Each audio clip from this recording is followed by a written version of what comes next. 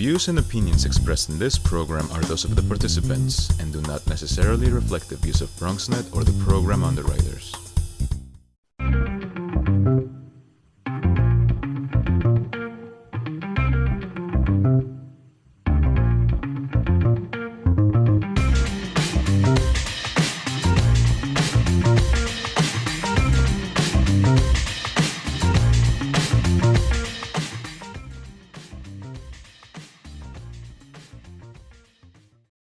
Hi there, welcome to the Bronx Buzz. This is BronxNet's program where we talk to writers and editors and reporters and journalists and photographers and videographers and filmmakers. The philosophy is anybody who puts something out in the borough of the Bronx. And this evening, we're going to be doing two different kinds of things. Someone who I wrote an op-ed piece, and I just thought it was really interesting and worthy of our discussion. It appeared in City Limits. We're going to talk about that. It's about a segregated New York City, which somehow does not compute, you know? And then the second part of our show will bring in one of our BronxNet friends, David Lesch, to talk about the mayoral candidates that he has brought onto his program, Today's Verdict. But right now, let us talk to the CEO of RiseBoro Community Partnership. It is Scott Short. Nice to have you with us, Mr. Short. Thanks, Gary. Nice to be here. Just to set the stage, tell the folks in the Bronx what RiseBoro Community Partnership is. So RiseBoro Community Partnership is almost 50-year-old nonprofit community development corporation. We're based in Brooklyn, but we operate in across the whole city, including our newest project in the Bronx, which is an all-senior affordable housing project up in Woodlawn. Yeah, I was not shy before the show about telling you how great I thought it was, and we're thrilled to have you with us. So this op-ed piece was about, and I'm going to just quote from what you wrote. And again, we've been hearing about New York City schools being as segregated as any in the nation, which again, in New York City, in the Bronx, are you kidding? So here's a quote: "In spite of its reputation as a progressive liberal bastion, New York City has failed to adopt a comprehensive and deliberate approach to end its own segregation." How does this play? How did you discover it? And why did you think this was a worthy topic for an op-ed piece in the citywide publication? Well, I think what kind of motivated me to write it when I wrote it was that April is Fair Housing Month. And so looking around at the ways that in my work I can help practice and promote fair housing and racial integration caused me to put some thought into this and get it down on paper. But really it's a phenomenon that I've been witnessing throughout my career, doing this kind of community development work in New York City. And it's something that I really think is holding the city back from further progress and further prosperity and more widely shared prosperity. And I think especially now as we're coming out of the pandemic, we're focusing on recovery. It's really incumbent on all of us to figure out how we can make sure that this is the most inclusive recovery with shared prosperity across everybody who lives in this city. So the notion that has been out there, and certainly Mayor de Blasio way back ran on this concept that there are two cities, that for you and the people at RiseBoro is a real reality, that you really see the distinction between haves and have-nots, two different types of cities. Talk about how you see it and how it plays out in front of you, I'm assuming, every day. Yeah, no, that concept does really resonate with me. I think we haven't made enough progress towards the goal of eliminating this tale of two cities over the last 8 years. And that's a frustration of mine. But I think, one of the stats that I quoted in the piece is one which just always strikes me as really unconscionable. And that is, you look at the median income and the life expectancy on the Upper East Side, and then you take the 10 miles from there to Brownsville, Brooklyn, and the disparity is $100,000 in median income and 12 years in average life expectancy. So how can we as citizens of one of the wealthiest cities in the wealthiest country on earth think that that is okay to have some citizens in our city with that disparity in terms of health and wealth? I'm sorry to say that we could travel a lot less than 10 miles from the Upper East Side and go north to the borough of the Bronx, and the median income is, something like $40,000. It's absolutely not excusable. So here's the thing: we've laid it out. We have acknowledged that we have this problem. I mean, we could spend a whole program talking about segregation or integration in our schools. That's another whole thing. Why do you see, or how do you see that this happened? And then, of course, we'll have to really talk about how we can address it. Yeah, so I think it's really became ingrained in the way that our city developed throughout the 20th century, and a lot of the structurally racist practices that were implemented by the federal government when it comes to housing policy and when it comes to deciding who was getting loans in which neighborhoods, and the whole practice of redlining, which again is another probably 20-minute conversation we could get into. And the people of the Bronx know about this firsthand, I'm so sorry to say. Yeah, I know they do. So, it's really born of this explicitly racist policy that our federal government implemented throughout the 50s and the 60s. And there hasn't been enough of an intentional undoing of that in the subsequent decades to really make a dent in the segregation that was very intentionally manufactured back in those times.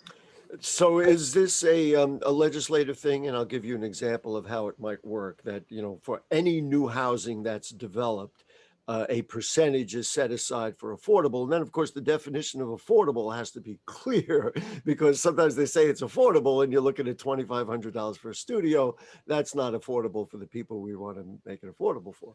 So is that one way to do it, and just simply in all new projects to make sure that we can literally integrate not only in terms of income and finances, but also ethnically as well?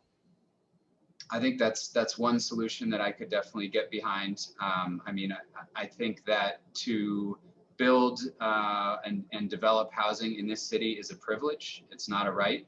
And there is so much investment that the city of New York and the state of New York put into making this one of the most attractive real estate markets in the world. And that should come with a trade-off. Developers who are benefiting from all of that investment, all of the energy, all of the public transportation, all of the just activity of the city that makes this such an attractive real estate market, have an obligation to give back to the city and provide some public benefit in the form of affordable housing with each project that gets built. Are we sympathetic to those developers who say, if I don't sell the apartments at the rate I need, I'm not going to make what I need to make or what will work. So therefore, we've got to start looking at subsidies. Is that where this dialogue is going? I don't begrudge anyone the right to make a profit, and that's what makes real estate tick. And we don't want to suppress real estate, but I think that there's a way to have both, to have real estate developers making a reasonable profit while also giving back and delivering that affordable housing that we need. One of the things that I think for me is heartening when we have this dialogue, and I'm very familiar with what is going on in the Bronx politically, maybe less so in some of the other boroughs, but with the new city council that we're getting, with at least 3, maybe even more seats that we've had in the assembly, and also, of course, with what's happened in Congress in terms of representation in the Bronx, with Jamal Bowman, Richie Torres, Alexandria Ocasio-Cortez, and Adriano Espaillat, that is a pretty progressive, if you want. I do hate these labels, but that is the sort of electoral body or elected body that can make some of these changes. I'm heartened by that because of the dialogues that I've had with a movement, so to speak, this is the shift that we're going to get in the Bronx over the next, even immediately once the city election goes. But it seems to be that there's greater understanding of these kinds of issues.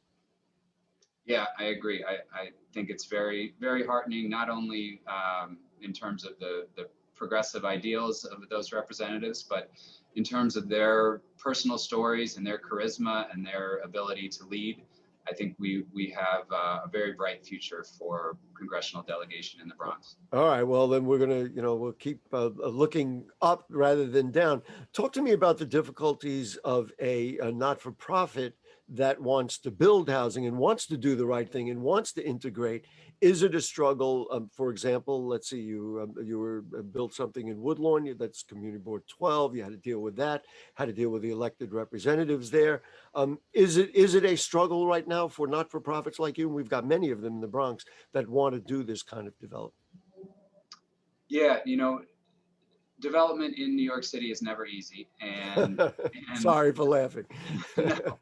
And that is kind of the table stakes of getting involved in this business is you're going to have some challenges, and honestly that is what makes New York City, I believe, the greatest city in the world, is because you have all of these competing interests pushing and pulling against each other, and the outcome is generally a project that would be better than it otherwise would have been if a developer could just build whatever they want. So I appreciate the push and the pull. What I don't appreciate is the NIMBYism, not in my backyardism, that can sometimes prevail in wealthier, wider neighborhoods when they think about affordable housing or homeless housing coming in and try to disguise that NIMBYism through other claims of historic preservation or density or traffic. Right. We all have our part to play in terms of making this a more equitable city and a better city for everyone to live in. And I think every neighborhood has to play a part.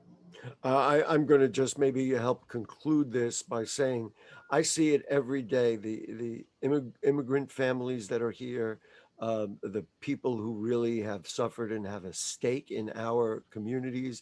Boy, do they energize our lifestyle here in the Bronx. I mean, I know we know it, and I'm hoping everybody will pick up on that and say, you know what, we can have a much better city if we bring everybody in the same place. Anyway, Scott Short, thank you so much from RiseBoro Community Partnership. We hope you'll stay in touch with us. Let us know what you're working on, not only op-ed pieces, but projects. We want to know about, of course, BronxNet Television supports all these kinds of things to build a better Bronx. And we appreciate your time this evening. Thanks so much, Gary. Pleasure to be here. Great. We're going to take a short break, folks. And then when we come back, our buddy David Lesch, who hosts Today's Verdict, will join us. And David will be talking about the mayoral election. Maybe we can find out if some of the candidates talked about these issues of segregation and integration. So we'll be right back. Don't go away.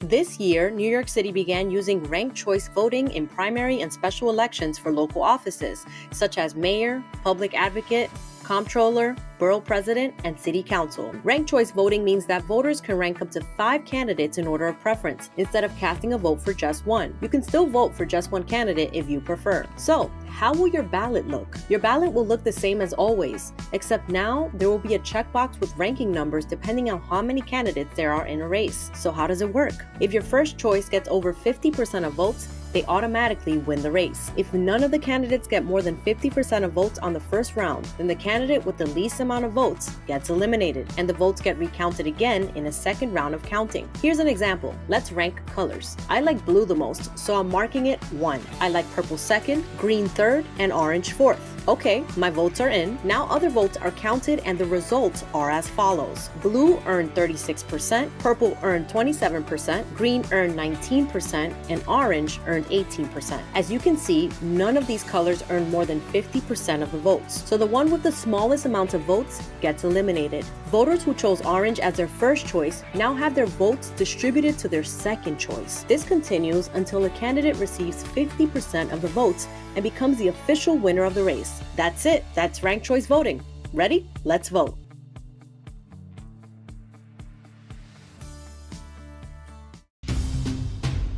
We know that people are dealing with the health crisis, but there's also a lot of food insecurity. We're giving out healthy food options, and that's what's key here. If you're a senior, you have a disability, they'll actually deliver meals to you. The residents are anxious, they're worried, they're scared, they want to be tested. When things were happening in our community and we couldn't get the help. There's almost a presumption of criminality that attaches to your skin color. The site will prioritize those who are at highest risk in the population. If you feel symptoms and you'd like to visit one of these COVID-19 testing sites here in the Bronx, you may call the State Health Department's hotline. Important to note about this site is no reservations are needed. This is a walk-in clinic. A lot of us are out of work and looking for something to do. We have the machinery and the skills to make large scales of these masks and gowns. Take care of your people. It's going to go way further than we actually can understand. Right now, employees like myself are just adjusting to the new reality. Reporting from Bronxnet, this is Marco Tran.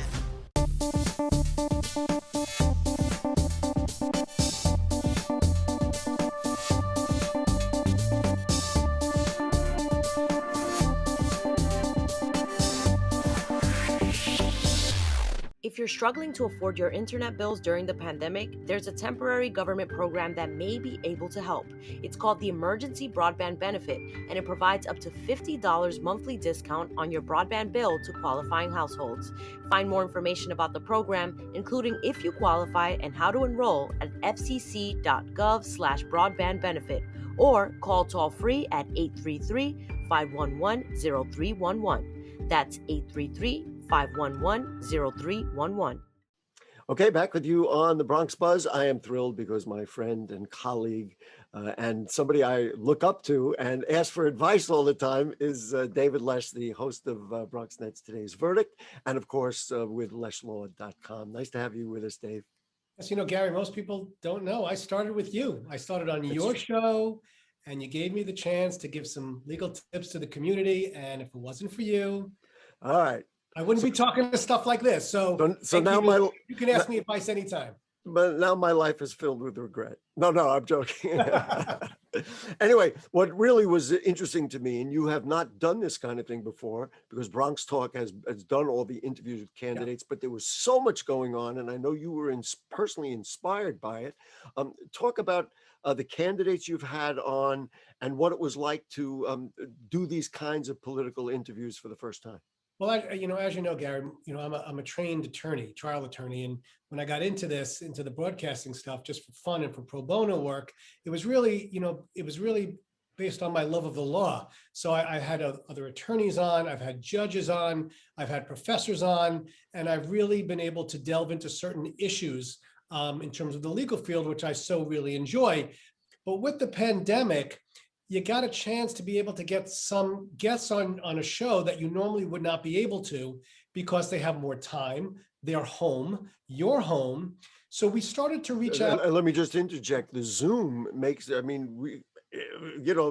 Congress member can do it in the lunch hour. I mean, exactly. We've talked about that. Yeah. So, I've always wanted to get into some of the interviews involving politics because they do cross over into the law. And many of the politicians throughout the city, state senators, councilmen, assembly members that I was starting to have on the show to discuss legal issues, they're attorneys. So I would end up asking them questions politically, but the reason I had them on the show to begin with was more so they can talk about some of the legal issues that they were advocating.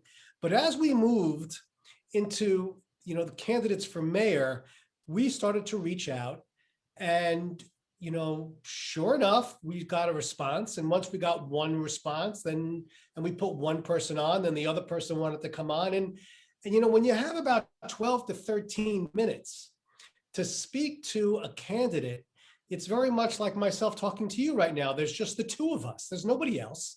And you can really get to know somebody when you have 12 to 13 minutes, whether it's at a party or sitting on a bus. You get to know someone. So, I really just had the greatest time. And I hope let me interject for you. It's intimate. you know, and you get a level of intimacy, especially in this Zoom situation, even more so than if you're in the studio, which I know all that firsthand, that you can create a sense of intimacy. Now, I'll tell you from my perspective, of course, I interview all kinds of candidates and I moderate all the debates. I was incredibly pleased that you were able to get mayoral candidates because, you know, listen, I'm hyper local and we only focus on the Bronx. We did do a forum with a bunch of them way back in February. So it was really interesting to me that you were able to get them in. Now, is there a moment that sticks out, a couple of moments, a couple of candidates who stuck out? And you did Republican candidates, which also kudos to you. Tremendous. We don't do enough of that, frankly. So here's the thing. All you need is one. Once you get one and they enjoy the interview and they come across well, those who are running against want to come on as well. So once Andrew Yang came on, Andrew Yang. Yeah, that really set the stage for everybody wanting to come. Yeah, right. He's not going to be the only one on that show. They all started coming one after another. Did I have to change a little bit my schedule to make sure that, you know, they were accessible? Yes, but they gave me the full 12 to 13 minutes. Wow. And, you know, when somebody's running for mayor, Gary, their resume has to be terrific. I know there are other offices in the city that people may run for and they may not have the credentials, but if you're running for mayor of New York City, you can bet that you have a resume that you can boast about. And the one thing that I found in terms of interviewing everybody for mayor is how bright the people were and how well versed they are in all issues. Wasn't just rote. They really could talk off script. And you realize when you're speaking to them that you're talking to somebody who's, whether it's, you know, Sean Donahue, who graduated from Harvard and was in the Obama administration, you know, whoever it is, you're like, wow, this person's highly intelligent and I'm enjoying the conversation. Do you think that, and I, you know, I've done many interviews and you know, candidate interviews. Do you think that the numbers of candidates who may be qualified, whether you agree or disagree, or, you know, want to compare, say, well, he's a little more qualified, she's a little more, I'd rather have a woman, I'd rather have a man, you know, did you find that because of that, it's confusing for the viewer? That you know, gee whiz, I just did Scott Stringer, I talked to Sean Donovan, I talked to Andrew Yang, I talked to Mayoral, and they're all, you know, well, it's a lot credentialed people. It's a lot to digest. There are a lot of choices, and some of them kind of mesh. The progressive group meshes together, and then you move a little bit more to the right, and you have a little bit of the Ray McGuire and a little bit more of Andrew Yang, and you know, so they do start to mix. The progressive mix together and the other side mixes together. Then you have Curtis Sliwa and he's a little bit on the right. So a little bit on the right. A little bit on the right. So you have David is kind. I know that. Fernando Mateo, and he's a little bit on the right. I want to ask you about that because I have interviewed many Republican candidates over the years, have not done Republican mayoral candidates. I believe, because I was watching the timing of it, soon after you did your interviews with the two Republican mayoral candidates, they went, I guess it was New York 1 and somewhere, and apparently they went crazy on each other. And I didn't even see it. But did you have a sense that there was real dislike between them? Did you see any of that kind of fire in the interviews you did? One thing about the two Republican candidates is that I didn't have to tell them to get close to the laptop to speak. Their voice booms. Some of the other candidates, I had to say, speak up a little louder, not these two. So, you know, they really came out fighting, and sometimes they went after each other. Even during my interview, it wasn't too much. It was like street cred. So I would say to Curtis, I said, what do you think about, your history with the subways? Does it lead to any credibilities? Of course, it's my street cred. Ray McGuire doesn't have street cred. He may be a great businessman, but what cred? No one knows who he is. So they sometimes were throwing heat at the Democrats, but they did go at each other a little bit more. Interesting. And based on that, listen, Fernando Mateo was the head of the Taxi and Limousine Association for many years. That's certainly how I got to know him. We're talking way back. Yeah. And he's got street cred. I mean, if he was working with New York City cab drivers, many of them, of course, immigrants, and working on those issues, he's also got that. He was the one person who he didn't mean to correct me. He didn't do it in an obnoxious way. But when I said, my community in the Bronx, he said, oh, by the way, David, that's my community too. I said, yes, your community as well, meaning my South Bronx clientele in my area where I practice law, my community wants to know. And then he said, before he started his answer, he said, and by the way, I want to correct you, this is my community too in the South Bronx. So he has cred and he wants the world to know about his cred, which I can understand. Well, sure. And myself. And for a Republican, it's difficult now because of the obvious politic that's out there. So now I'm going to ask you a question. I don't know if you want to answer, and I'm going to answer it too, which I've never done in public. Do you have a sense of who did the best on your program?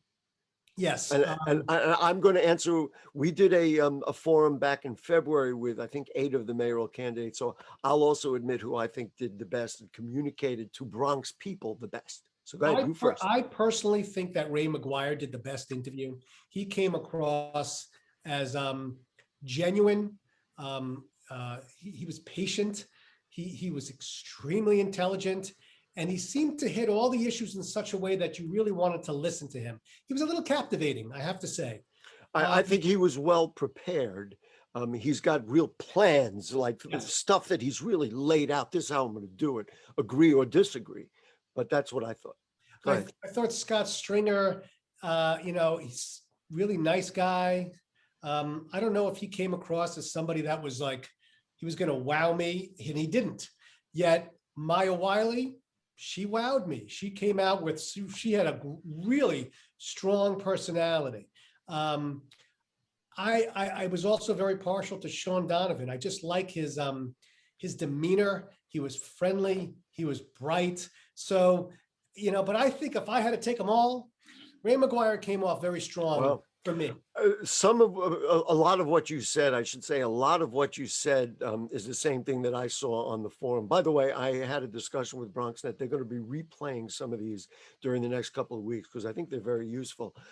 I agree with you. I was very surprised because when you see Citibank CEO, you think, oh my God, this is somebody who's not going to relate to the people of the Bronx, but he had it together. That was Ray McGuire. I think Scott Stringer shortchanges himself by the way he comes across. This is analysis that I don't usually do in public. Well, he has a lot of, he has a background that he could certainly, make sure that he lets viewers know about it, but it doesn't translate. He doesn't get it out. It's the personality doesn't come out. We only have about 30 seconds. So I do think that Sean Donovan was very Bronx oriented, knew the borough very well, but my winner was on my program, and not because of what I like, but the way they came across, I thought was Maya Wiley. She was strong. I think as a woman, a Latina, there are many people who are going to, I agree. Anyway, Dave, we do got to run. It's always a pleasure. I guess the question that I didn't ask you, did you really talk about legal issues? I guess we'll have to save that for the next Not really. Oh, really? Mostly political. Great. Dave, always a pleasure. When is today's verdict on? Today's verdict is on Friday nights. It usually airs, about 8:30, 9 o'clock, and then runs all week. All good. Yeah, and see it online. Just go look up today's verdict and they'll all come up. Always a pleasure, my friend. Be well. And folks, that's it. We had a nice show this evening. We always have a nice show. And we'll see you next week for the Bronx Buzz. Good night.